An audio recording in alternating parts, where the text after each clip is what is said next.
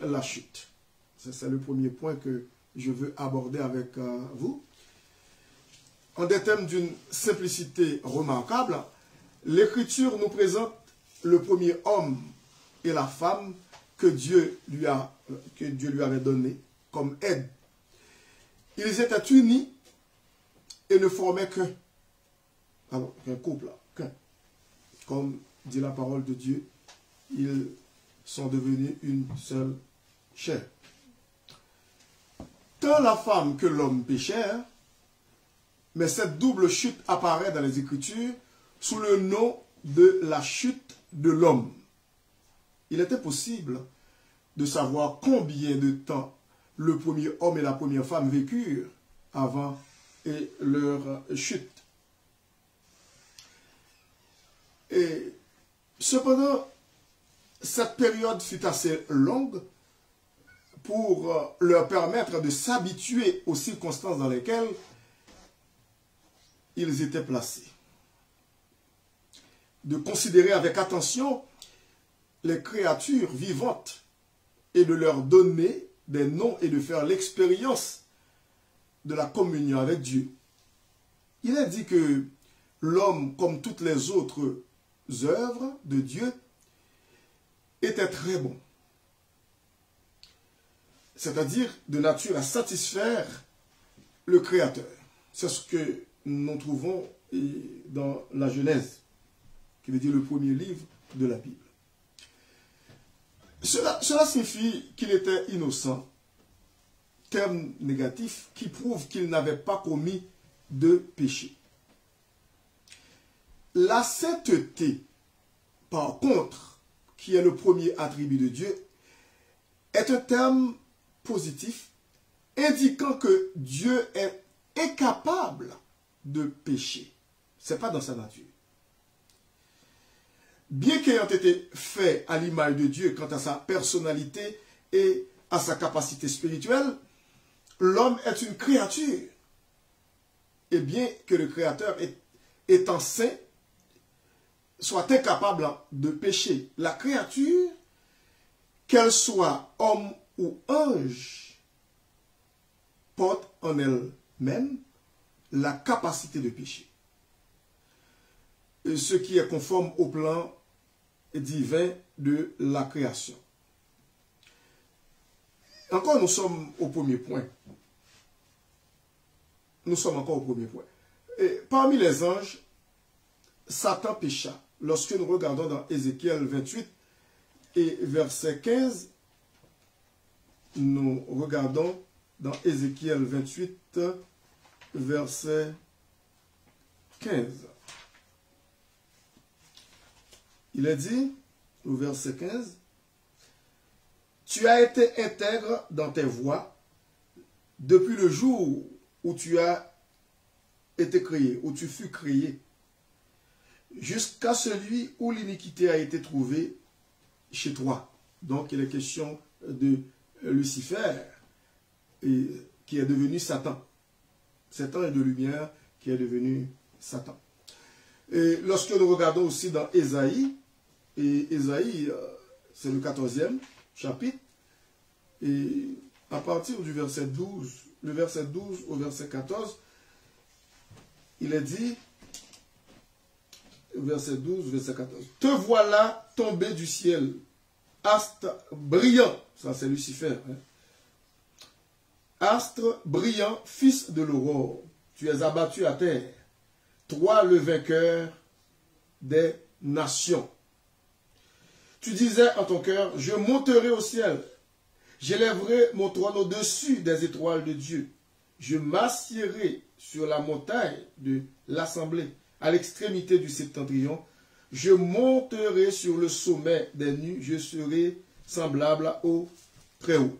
Donc, ça c'était l'ambition de Lucifer qui est devenu Satan. Il a été chassé de la présence de Dieu. Et comme je vous ai dit, parmi les anges, Satan pécha. Donc, ainsi que beaucoup d'autres anges. Il a entraîné dans son sillage beaucoup d'autres anges. Je veux dire, dans sa rébellion contre Dieu, dans sa révolte. dont il est dit qu'ils n'ont pas gardé leur dignité, ces anges-là, et qu'ils n'ont pas gardé leur dignité d'après Jude, le verset 6. Il faut observer également que l'homme n'est pas à l'origine du péché. Ça, c'est très important qu'il faut considérer. Celui-ci fut proposé par Satan et accepté par l'homme. Parce que, au début de l'étude, j'ai lu Genèse chapitre 2. Mais maintenant, nous allons voir Genèse chapitre 3. On va voir la proposition de Satan. La proposition de Satan dans Genèse chapitre 3. À partir du verset 1er.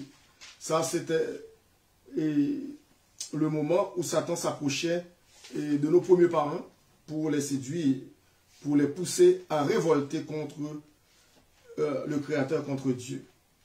Le serpent était le plus rusé de tous les animaux des champs que l'Éternel Dieu avait fait. Il dit à la femme, Dieu a-t-il réellement dit? Alors, écoutez bien, ça c'est un doute qu'il veut insinuer dans la pensée, dans l'esprit de nos premiers parents. Dieu a-t-il réellement dit, vous ne mangerez pas de tous les arbres du jardin? La femme répondit au serpent, nous mangeons du fruit des arbres du jardin. Mais quant au fruit de l'arbre qui est au milieu du jardin, Dieu a dit, vous n'en mangerez point, et vous n'y toucherez point, de peur que vous ne mouriez. Et puis le verset 4 et 5, le verset 4 et 5 dit, vous ne mourrez point. Alors ça c'est Satan qui a répondu à nos premiers parents. Vous ne mourrez point, mais Dieu sait que le jour où vous en mangerez, vos yeux s'ouvriront et que vous serez comme des dieux, connaissant le bien et le mal. Donc, c'est ce que nous voyons. Moi, je vais poursuivre jusqu'au verset 7. La femme vit que l'arbre était bon à manger et agréable à la vue et qu'il était précieux pour ouvrir l'intelligence. Elle prit de son fruit et en mangea. Elle en donna aussi à son mari qui était auprès d'elle, et il en mangea. Les yeux de l'un et de l'autre s'ouvrirent. Ils connurent qu'ils étaient nus. Et ayant cousu des feuilles de figuier, ils s'en furent. C'est plutôt ils s'en firent, excusez-moi, des ceintures. Bon, donc, ici nous voyons que Adam et Ève sont entraînés dans le péché par Satan lui-même. Et maintenant, ils sont devenus comme indépendants de Dieu. Bon, disons pas comme, mais indépendants de Dieu. Et par cette action, la nature morale de l'homme, intellect insensible, ou intellect plutôt sensibilité et volonté, fut manifestée. À louer de la voix de Dieu, sa conscience le poussa à se cacher loin de la présence divine. Il est par conséquent clair qu'au commencement, l'homme était en possession des mêmes facultés qu'aujourd'hui. Tout d'abord, nous allons continuer avec le deuxième point. Maintenant, c'est après la chute, parce que nous venons de voir cette séduction du diable envers nos premiers parents, Adam et Ève. Maintenant, nous allons toucher le point après la chute. Adam après la chute. En péchant, ça c'est le deuxième point, en péchant, le premier homme perdit l'état bienheureux dans lequel il avait été créé et subit des transformations aux conséquences lointaines. Tout d'abord, la première chose qui est arrivée à l'homme, c'est qu'il devint mortel. L'homme devint mortel, tant physiquement que spirituellement. Dieu avait dit, le jour où tu en mangeras le fruit défendu, tu mourras certainement, d'après Genèse chapitre 2, verset 17. Et cette déclaration trouva son accomplissement. Parce que Dieu ne ment jamais. Adam et Ève expérimentèrent immédiatement la mort spirituelle, qui est la séparation d'avec Dieu. Le moment venu, ils connurent également la mort physique, c'est-à-dire la séparation entre le corps et l'âme. Parce que lorsque Dieu avait prononcé cette sentence, eh bien, l'homme devient mortel et la communion qu'il avait avec Dieu a été rompue. L'homme était devenu un être mortel et la mort spirituelle, tout d'abord, eh bien, est arrivée dans l'homme, qui veut dire la communion avec Dieu est rompue. Et puis, quelques temps après, quelques années plus tard, l'homme va connaître ce qu'on appelle la mort physique. Deuxièmement, la deuxième chose, c'est que toute la création fut affectée par le péché de l'homme. Toute la création. Et dès lors, il y eut des ronces et des épines. Le labeur et la souffrance commencèrent et la joie d'Éden cessa. La joie du jardin qui faisait les délices de l'homme, eh bien c'est ça. Maintenant, nous abordons le troisième point qui sont les effets de la chute. Le troisième point parle des effets de la chute d'Adam sur la race humaine. Les effets de la chute de l'homme. Les conséquences de cette chute. Ceci nous amène à considérer la doctrine de l'imputation, une des plus profondes de l'Écriture. Il est avantageux d'envisager cette doctrine d'une manière générale avant d'étudier les aspects particuliers de l'imputation et du péché. Les effets de la chute d'Adam sur la race humaine nous font comprendre vraiment combien c'est pénible pour eux. Après la chute d'Adam et Ève, nos premiers parents. L'Écriture reconnaît trois imputations. Donc, c'est ce troisième point que nous abordons maintenant. Les effets de la chute d'Adam sur la race humaine. L'Écriture reconnaît trois imputations. Et tout d'abord, le péché d'Adam est imputé à sa postérité. Lorsque nous regardons dans Romains, dans le Nouveau Testament, dans Romains chapitre 5, et à partir du verset 12, Romains chapitre 5, à partir du verset 12 au verset 14. Il est dit, c'est pourquoi, comme par un seul homme, le péché est entré dans le monde, et par le péché la mort, et qu'ainsi la mort s'est étendue sur tous les hommes, parce que tous ont péché. Tous ont péché. Car jusqu'à la loi, le péché était dans le monde. Or, le péché n'est pas imputé quand il n'y a point de loi. Cependant, la mort a régné depuis Adam jusqu'à Moïse, même sur ceux qui n'avaient pas péché par une transgression semblable à celle d'Adam, lequel est la figure de celui qui devait venir. Donc, comme je vous ai dit, l'Écriture reconnaît trois imputations et par rapport aux effets de la chute d'Adam sur la race humaine. Le péché, tout d'abord, le péché d'Adam est imputé à sa postérité. Nous venons de voir ça dans Romains, au chapitre 5e, verset 12 au verset 14. Et deuxièmement, le péché de l'homme est imputé à Christ. C'est vrai. Le péché de l'homme est imputé à Christ. Lorsque nous regardons dans 2 Corinthiens, chapitre 5, et parce que c'est pour cela qu'il était venu pour nous racheter du péché.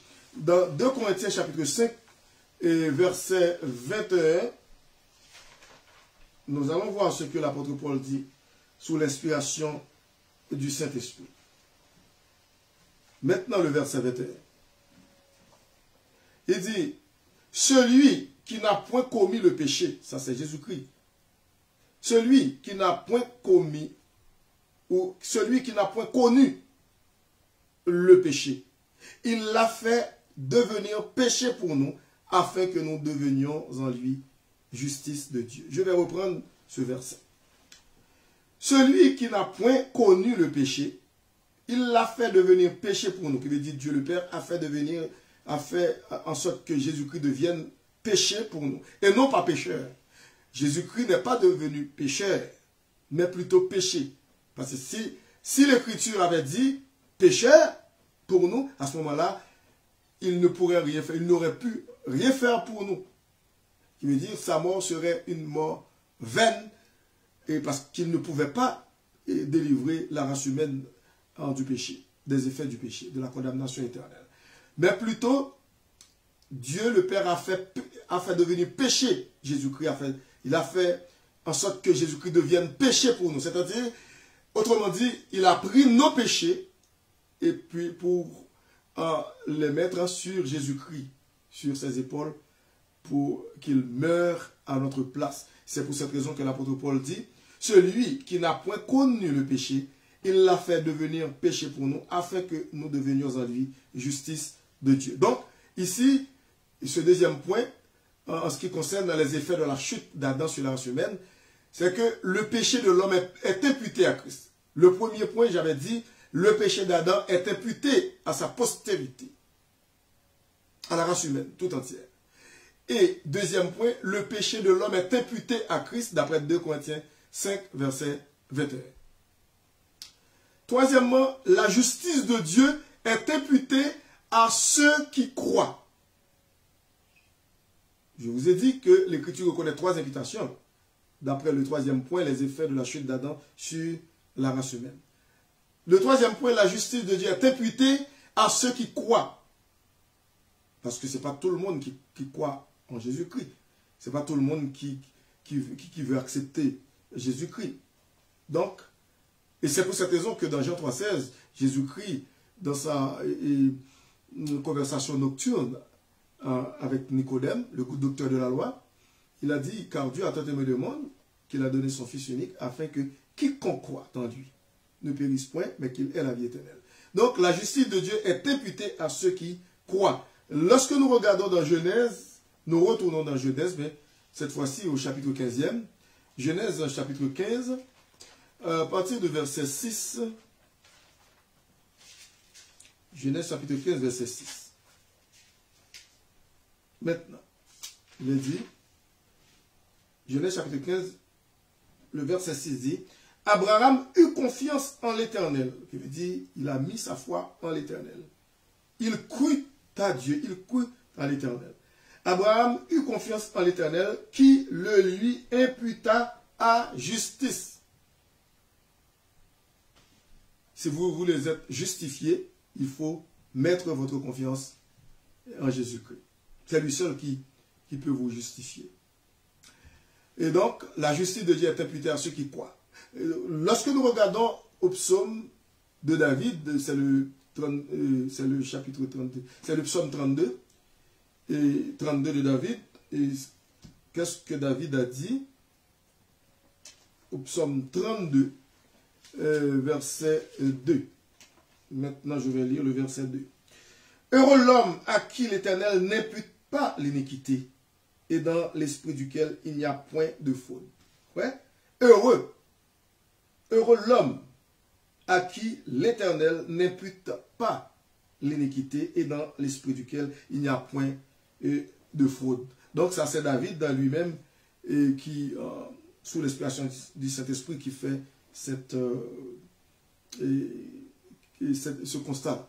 Donc, et Romains chapitre 3 verset 22, nous regardons dans Romains chapitre 3 verset 22, l'apôtre Paul nous parle aussi dans Romains chapitre 3 verset 22. Il est dit, écoutez bien, Romains 3, verset 22.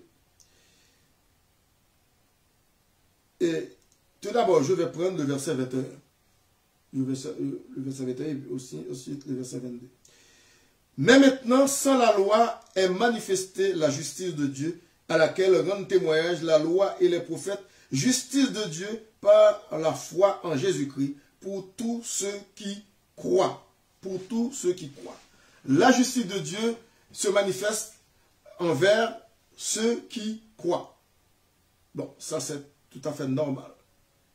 Si vous ne croyez pas, vous ne pouvez pas bénéficier de la grâce de Dieu, de sa justice. Et dans Romains chapitre 4, nous voyons aussi le verset 3. Il a dit, dans Romains chapitre 4,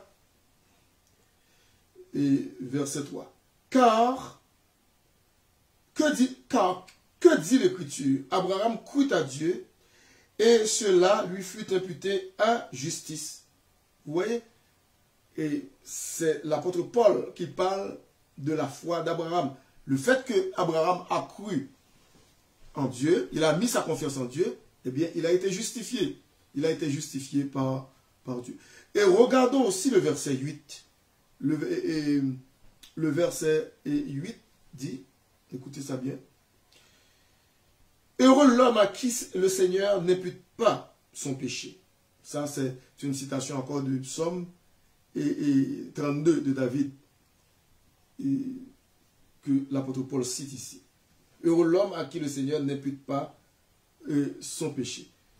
Bon. Lorsque nous regardons le verset 21 au verset 25, encore Romains chapitre 4, il est dit, verset 21. Et bon, je vais commencer avec le verset 20. Il ne douta point, ça c'est Abraham, par incrédulité au sujet de la promesse de Dieu, mais il fut fortifié par la foi, donnant gloire à Dieu et ayant la pleine conviction que ce qu'il promet, il peut aussi l'accomplir. C'est pourquoi cela lui fut imputé à justice. Ouais, vous voyez, la doctrine de l'imputation, le principe d'imputation, la doctrine de l'imputation. Il veut dire la justice de Dieu nous est imputée lorsque nous croyons en Jésus-Christ. Lorsque nous mettons notre foi en Jésus-Christ, Dieu, eh bien, nous revêt de sa justice, de la justice de Jésus-Christ, son Fils. Le verset 23, mais ce n'est pas à cause de lui seul, ce n'est pas à cause d'Abraham seul que l'Écriture parle. Il dit, mais ce n'est pas à cause de lui seul qu'il est écrit que cela lui fut imputé. C'est encore à cause de nous qui vivons dans ce dernier temps, dans cet âge de grâce, de la grâce. Nous qui sommes sous la dispensation de la grâce. Il est dit, c'est encore à cause de nous, à qui cela sera imputé, à nous qui croyons en celui qui a ressuscité des morts, Jésus notre Seigneur, lequel a été livré pour nos offenses et est ressuscité pour notre justification. Vous voyez, Jésus-Christ est mort pour nos offenses parce qu'il a pris nos péchés sur le bois infâme de la croix. Il a porté nos péchés. Il s'est fait pécher pour nous, comme je vous ai dit, et déjà, il ne se fait pas pécheur, mais plutôt péché pour nous, c'est-à-dire, il a pris nos péchés. Et il nous a sauvés, il nous a délivrés de la condamnation éternelle, cette condamnation qui pesait sur nous. Maintenant, en Jésus-Christ, elle a été levée, cette condamnation. Et c'est pour cette raison que nous pouvons avoir libre accès devant le trône de la grâce de Dieu en Jésus-Christ, puisque c'est le vêtement de Jésus-Christ, son vêtement de justice qui est sur nous. Nous sommes sauvés par son sang précieux. Et c'est ce qu'il a dit. Il dit, Jésus-Christ lui-même est mort et ressuscité des morts. Écoutez bien, il dit, lequel a été livré pour nos offenses et est ressuscité pour notre justification. Donc, on comprend bien cet effet de l'imputation comme je vous ai dit au troisième point, les effets de la chute d'Adam sur la race humaine et nous font comprendre ces effets-là qu'il y a un principe d'imputation. L'Écriture reconnaît 3 imputations. C'est le péché d'Adam d'abord. Le péché d'Adam est imputé à sa postérité, c'est-à-dire à la race humaine, d'après Romains 5, versets 12 à 14. Deuxièmement, le péché de l'homme est imputé à Christ, d'après 2 Corinthiens 5, verset 21.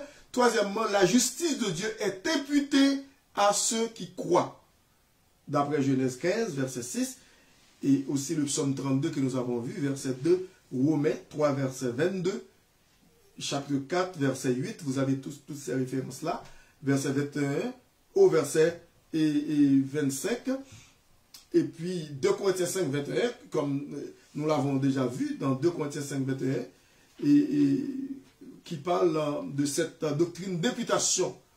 Et Dieu lui-même nous a sauvés par le sang précieux de Jésus-Christ, lui, qui est mort pour nos péchés, et puis qui nous a rendus à la vie, et puis il a placé son vêtement de justice sur nous. Et lorsque nous regardons encore le 5e chapitre de 2 Corinthiens au verset 21, et c'est ce qu'il a dit, il dit: celui qui n'a point connu le péché, il l'a fait devenir péché pour nous, afin que nous devenions en lui justice de Dieu. Donc ça c'est important pour comprendre cette doctrine de l'imputation. Cette doctrine de l'imputation. C'est-à-dire, le péché d'Adam est imputé à sa postérité, c'est-à-dire à la race humaine. Le péché de l'homme est imputé à Christ. Et puis, la justice de Dieu est imputée à ceux qui croient. Bon, ça c'est clair. Il y a aussi dans l'une des épîtres de Paul, il y a Philémon. Lorsque nous regardons Philémon et verset, je vais voir là, c'est dans Philémon, il y a le 17, verset 17 et 18, et où il est question de... C'est Philémon, épître de Paul à Philémon, c'est le verset 17 et 18, où il est question, il dit: si donc tu me tiens pour ton ami, parce que Philémon a eu un serviteur qui lui a causé du tort, et ce serviteur s'appelle Onésime. Onésime, son nom qui signifie utile, mais qui n'a pas joué son rôle en tant que... qui veut dire qu'il n'a pas... comment dirais-je, ce nom n'a pas traduit ce qu'il en faisait. Et son nom veut dire utile, mais il a été inutile envers son maître, parce qu'à l'époque, il y a ce groupe d'esclaves, et une classe d'esclaves, et qui était à l'époque dans le Nouveau Testament, et qui avait continué aussi dans le temps, qui a perduré, disons que nous voyons ici Philémon. Philémon et Onésime, qui était le serviteur de Philémon, semble-t-il, avait volé quelque chose chez son maître, et puis il a pris la fuite, il a pris la poudre d'escampette, comme on dit, il s'est sauvé. Et il a retrouvé l'apôtre Paul à Rome, et puis il s'est converti. L'apôtre Paul a prié pour lui, et puis finalement, l'apôtre Paul a écrit une lettre à Philémon pour dire que Onésime, qui autrefois a été inutile, bien que son nom veuille dire utile, mais qui a été utile, maintenant il a accepté Jésus-Christ comme son sauveur personnel. Je l'envoie vers toi, mon ami Philémon. Eh bien, je l'envoie vers toi, c'est-à-dire Onésime, je l'envoie vers toi, Philémon. Et pour en prendre soin, il ne faut pas tenir compte de ce qu'il avait fait. Et c'est pour cette raison qu'au verset 17, il a dit: si donc tu me tiens pour ton ami, reçois-le comme moi-même. Reçois Onésime comme moi-même. Écoutez le verset 18. Et s'il t'a fait quelque tort, ou s'il te doit quelque chose, mets-le sur mon compte. Mets-le sur mon compte. Ici, c'est le principe de l'imputation. Et l'apôtre Paul accepte de prendre cette responsabilité en faveur d'Onésime et pour dédommager Philémon, son maître. Bon, donc, on voit ici le principe encore de l'imputation. Et Encore, le troisième point sur les effets de la chute d'Adam sur la race. Il est clair que pour satisfaire la justice divine, le péché fut transféré de l'homme à Christ, qui devait le porter. Parce que nous ne pouvons pas porter nos péchés. Nous étions accablés sous le poids du péché. Mais c'est Jésus-Christ lui-même qui est venu et prendre nos péchés. Donc,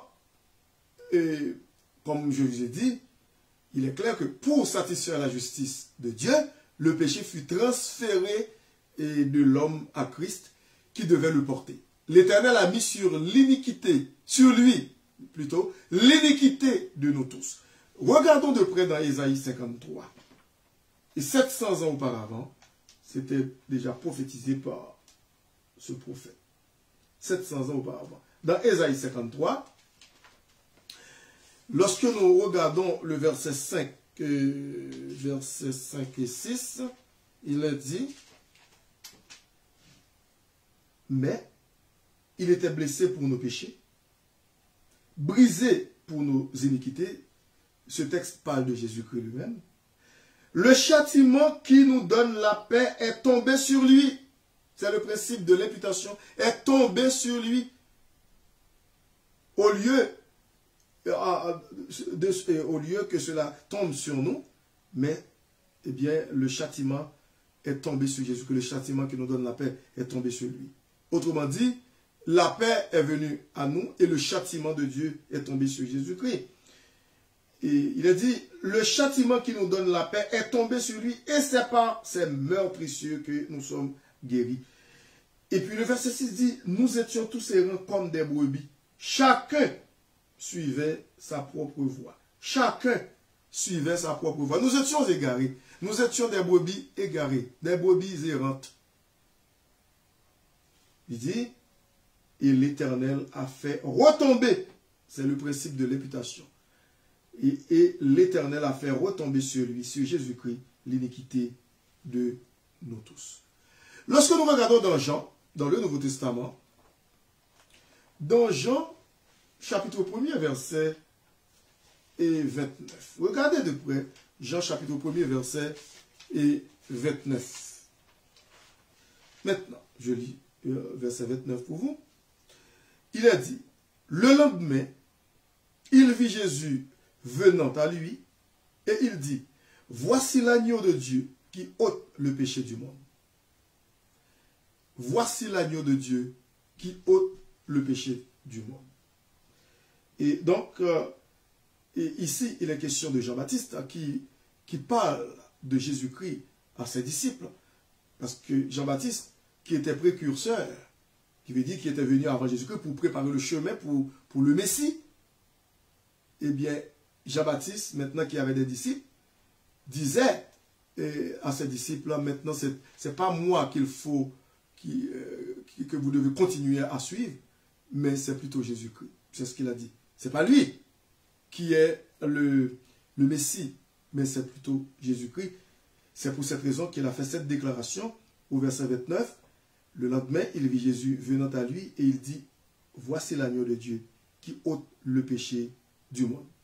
Et puis le verset 30, il dit, c'est celui dont j'ai dit, après moi vient un homme qui m'a précédé, car il était avant moi, bien que Jean-Baptiste est né avant Jésus-Christ, et est né dans le sens, ouais, c'est ça, humain, et par sa mère Élisabeth, de sa mère Élisabeth, eh bien, il a pu dire que Jésus-Christ l'a précédé. Après moi vient un homme qui m'a précédé, car il était avant moi. Le verset 31, il dit, je ne le connaissais pas, mais c'est afin qu'il fût manifesté à Israël que je suis venu baptiser d'eau. Donc, on voit ce principe encore de l'imputation. Donc, lorsque nous regardons dans 1 Pierre chapitre 2 verset 24, parce que nous venons de voir que Jésus-Christ est l'agneau de Dieu qui ôte le péché du monde. Sur ses épaules vont tomber nos péchés. Ils vont prendre cela pour nous. Dans 1 Pierre chapitre 2 verset 24, et nous voyons aussi 1 Pierre chapitre 2, verset 24. Écoutez ce que l'apôtre Pierre dit. Lui qui a porté lui-même nos péchés en son corps sur le bois. Alors, cela rejoint l'apôtre Paul qui parlait d'après 2 Corinthiens 5, 21. Il a dit, lui qui a porté lui-même nos péchés en son corps sur le bois, afin que, morts au péché, nous vivions pour la justice. Lui, par les meurtrissures duquel vous avez été guéris.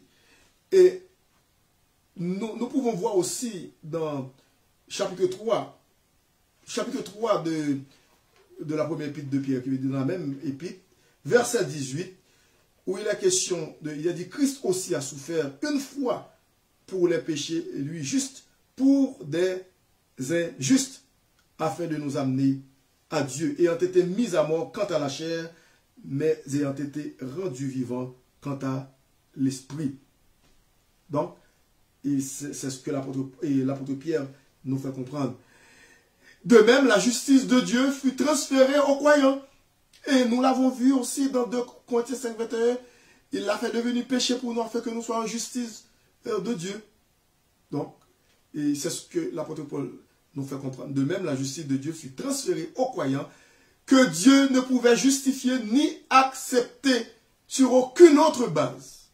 Sur aucune autre base. C'est pour cette raison que dans Éphésiens chapitre 2, il est dit, car c'est par la grâce que vous êtes sauvés. C'est par la grâce que nous sommes sauvés, par le moyen de la foi. Et cela ne vient pas de nous. C'est le don de Dieu. Ce n'est point par les œuvres afin que personne ne se glorifie. Personne. Nulle chair ne peut recevoir la gloire, ne sera justifié ou glorifié sans l'œuvre sacrificielle de Jésus-Christ, sans l'œuvre de Christ sur la croix et du calvaire. Donc, cette imputation fait partie des nouveaux rapports établis entre Dieu et l'homme par la nouvelle création. Par la nouvelle création. Et encore le troisième point qui parle des effets de la chute d'Adam sur la race. Encore nous sommes dans le troisième point. Étant unis au Seigneur par le baptême de l'Esprit, que nous pouvons voir dans 1 Corinthiens chapitre 6, verset 17. 1 Corinthiens chapitre 6, verset 17. Je vais lire 1 Corinthiens 6, verset 17. Il a dit, le verset 17, « Mais celui qui s'attache au Seigneur est avec lui un seul esprit. » Un seul esprit.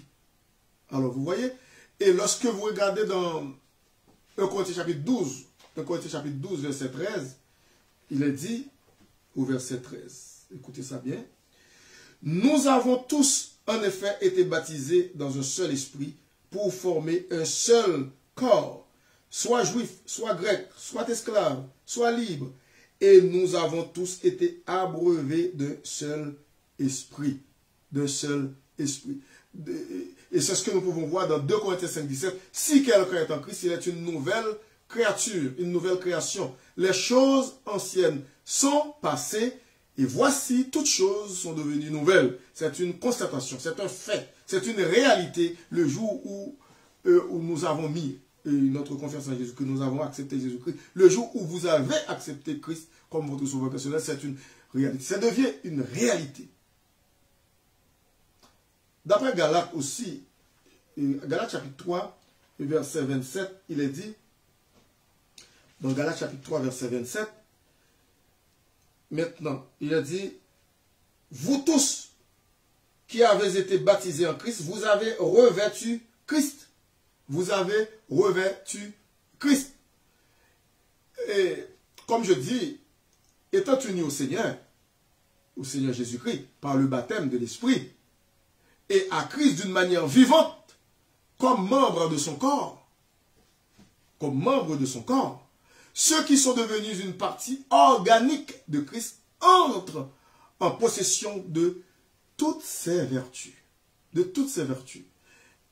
Lorsque nous regardons dans Éphésiens 5, verset 30, aussi, il est dit dans Éphésiens 5, en verset 30, écoutez ça bien, il est dit, et parce que nous sommes membres de son corps. Nous sommes membres de son corps. Le verset 29 dit, car jamais personne n'aille sa propre chair dans le cadre de la relation conjugale, mais il la nourrit et en prend soin, comme Christ le fait pour l'Église, parce que nous sommes membres de son corps. Et donc, ceux qui sont devenus une partie organique de Christ entrent en une possession de toutes ses vertus. En effet, le croyant est en Christ et a de ce fait part ou à part à tout ce que Christ est. Tout ce que Christ est. Et maintenant, il y a aussi encore une autre chose à ajouter dans le troisième point.